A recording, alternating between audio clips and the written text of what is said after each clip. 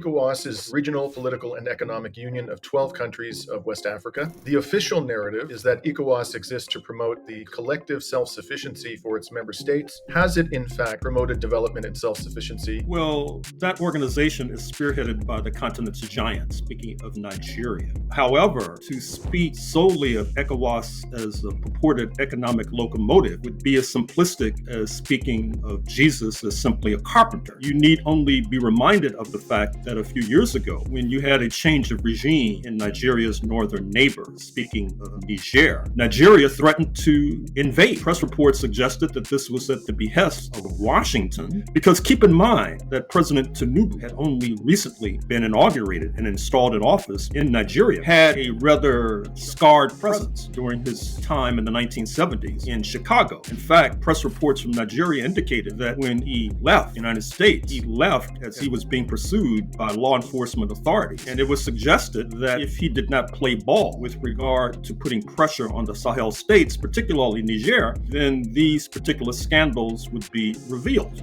Fortunately, a mass revolt by the working class and the masses of Nigeria forestalled the possibility that there would be a Nigerian invasion of Niger. And Mr. Tinubu should thank his lucky stars that took place, because that could have been devastating.